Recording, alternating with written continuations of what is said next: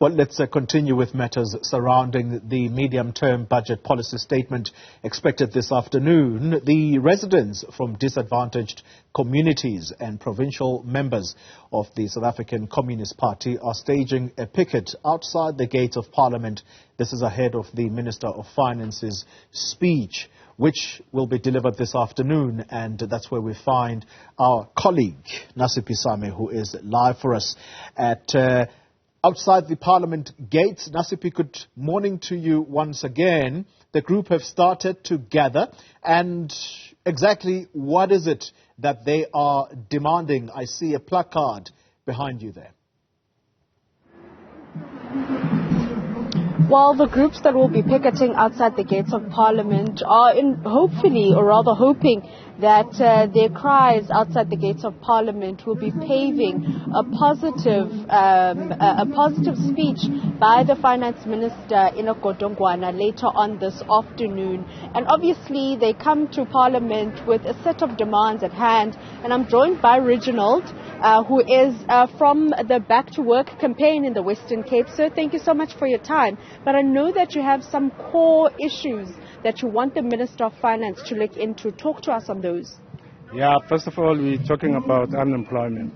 We know that unemployment rate in South Africa is very high, and it's growing on a daily basis.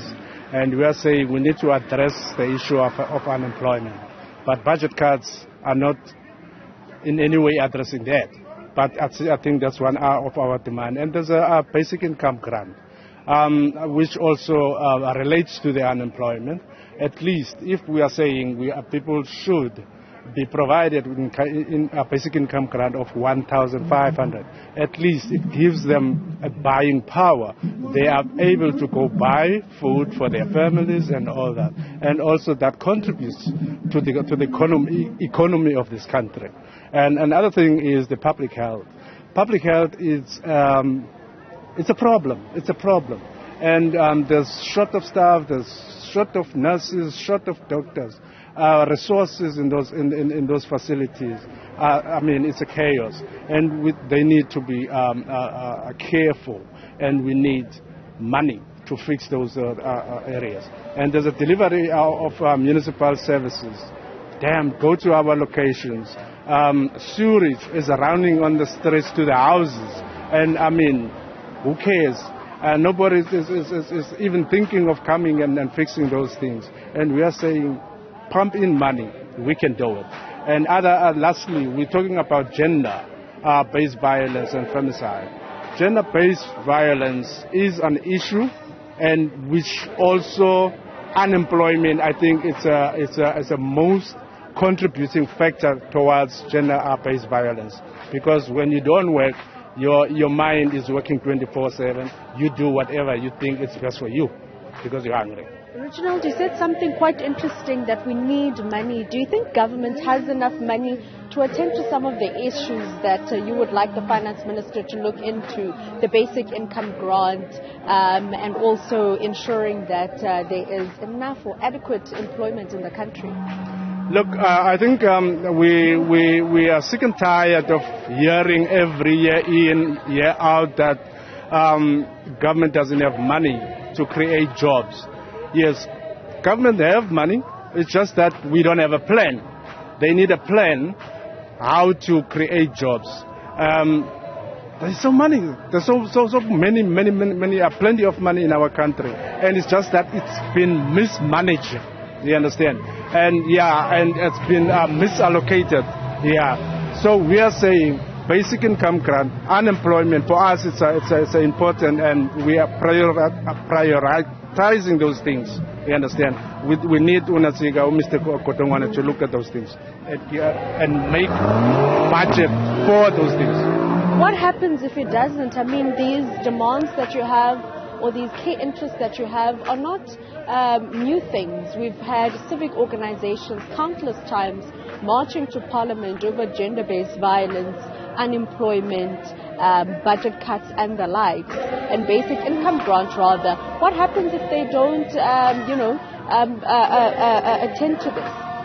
Look, I think what we are doing at the present moment is to establish street committees within these civic organization and other forms of forums particularly to deal with these issues. And we are trying to engage, because what we are saying, in order for you to address these issues, you need us, people from the community, because we know best how to deal with these issues. Because you may have your own plan, but your plan doesn't speak necessarily to the issues that are facing us as the communities in the community. So you need us, and when you develop a plan, let us be part of that plan. You spoke about unemployment. You're speaking about the challenges of living in a township. We do know that majority of the people here are from disadvantaged communities, and we know how COVID-19 exacerbated social ills in communities. But paint a picture for us what the situation is like there, and how unemployment has affected people in townships. Yeah, thank you. When you talk about the COVID-19, I think it shows the real challenges that we are facing in our communities. And we've seen businesses closes and people were trenched and all those things. So this also have an effect or contributed to the unemployment ratio. So therefore, it is critical that government needs to look at these things, and they need to have a plan as to how to create jobs for our people. And I think we as communities have a plan. Involve us, invite us in your planning session, because the thing is, we have a plan and we know, because we are from there. We know best. Thank you so much, Reginald, there from Back to Work campaign here in the Western Cape, the Secretary. So thank you so much for your time. But that is basically some of the issues and challenges that Regional is speaking of in regards to what is actually bringing them to outside the gates of Parliament ahead of that medium-term budget policy speech by the Minister of Finance. We'll just show you some of the people that are actually here today outside the gates, and hope that the Minister, whatever he says inside Parliament today, will obviously be positive and swing towards their favor, which is to stop budget cuts, address unemployment, including looking at the public health sector and including the municipalities where they deliver services.